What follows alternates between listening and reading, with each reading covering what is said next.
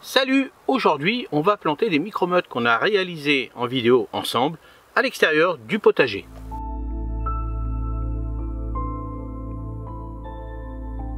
On a des navets, de la laitue, de la feuille de chêne verte, feuille de chêne rouge. Je vais te montrer pas à pas comment les installer directement en pleine terre.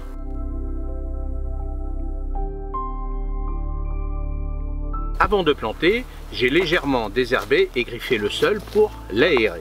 Alors, je n'ai pas besoin de tracer des lignes parce que moi j'ai l'habitude, mais n'hésitez pas vous à tracer des lignes pour bien organiser les rangs.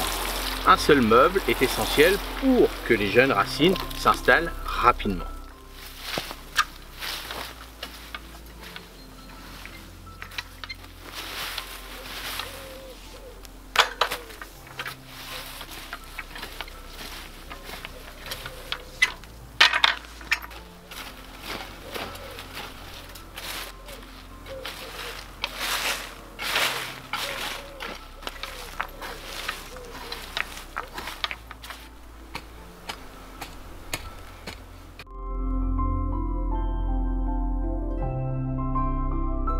Voilà nos petites micromottes de navets et de salade. L'avantage des micromottes, c'est que les plants se développent bien dès le départ et que la reprise est quasiment garantie. On gagne du temps sur la levée et on réduit les pertes.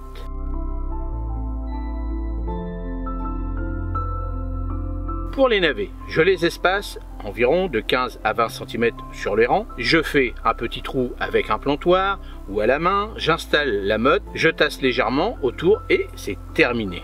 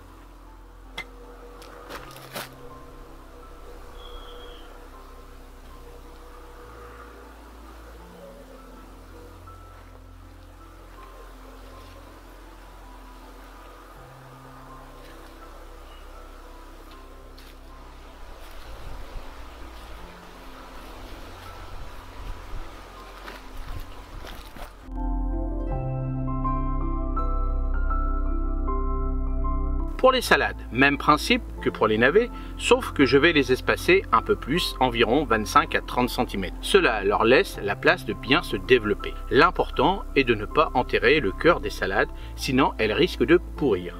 L'ensemble, je vais maintenant remettre mon paillage et avant de remettre mon paillage sur les salades, je vais arroser.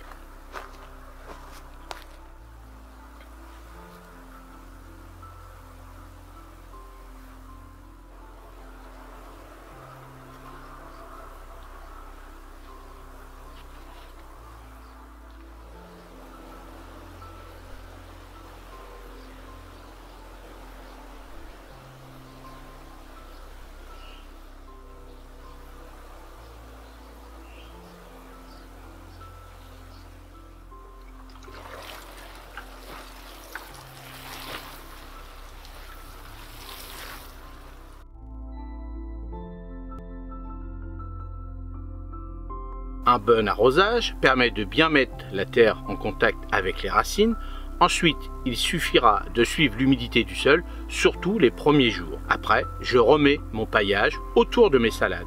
Comme ça, l'ensemble de mes navets et salades sont recouverts d'un léger paillage que j'ai fait moi-même, avec de la tonte de gazon légèrement séchée, avec un petit peu de broyat, mais c'était le broyat qui était là depuis déjà 2 ans.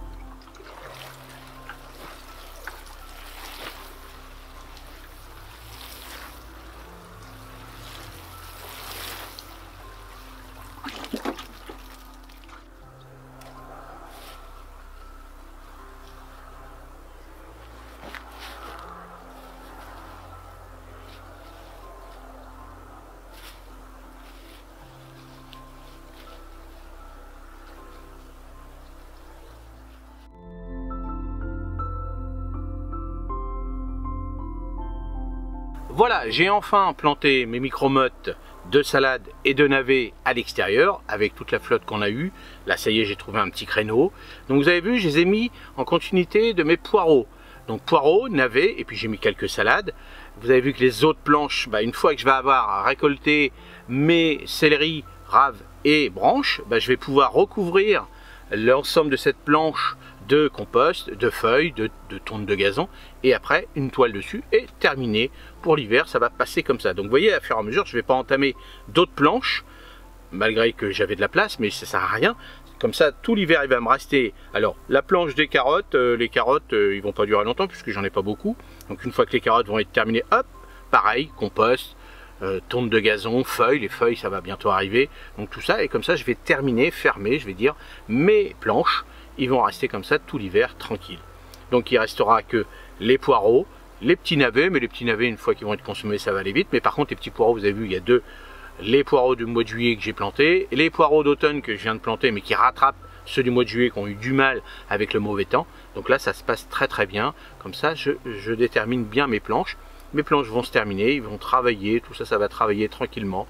Ça va faire la petite recette de mélange de tout ça. Et au printemps, je vais retrouver des planches nickel. Allez vous, qu'est-ce que vous avez encore planté à l'extérieur? Vous avez fait une petite vidéo quoi semer, quoi planter à l'extérieur. Il y a quand même pas mal de petites choses, surtout dans les régions douces. Sinon, faites comme moi si vous avez un petit tunnel, un grand tunnel, ou sinon avec un tunnel nantais pour aller un peu plus loin dans la saison. Ça permet, bon là en ce moment, chez moi ça va, hein, les nuits sont à peu près entre 9-10 degrés. Dans la journée, on a au-dessus de 15, 16, 18, voire un peu plus. Il y a des moments. Là, il annonce un petit peu plus chaud, mais ça va rester une moyenne de 18. Donc, c'est très très bien pour ce genre de légumes. Donc, n'hésitez pas, les petits radis, les navets, la mâche.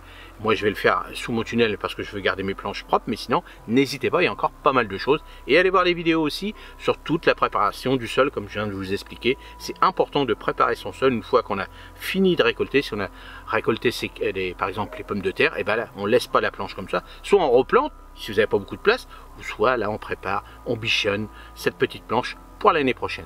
Allez, dites-moi ce que vous avez encore planté vous à l'extérieur. Et si tu n'es pas encore abonné à cette chaîne, n'hésite pas à t'abonner. Et puis pour les autres encore, merci. N'oubliez pas d'activer la petite cloche si vous voulez avoir les dernières vidéos de Roro. Et ça c'est important. Parce qu'avec la petite cloche, quand vous allez vous mettre sur YouTube, tout de suite, tac, hop, on va vous dire, ah, Rodolphe, il a refait une nouvelle vidéo. Si tu veux aller la voir, vas-y. Allez, n'hésitez pas si vous avez des questions, j'y répondrai avec plaisir dans les commentaires. Allez, à la prochaine vidéo. Salut, merci.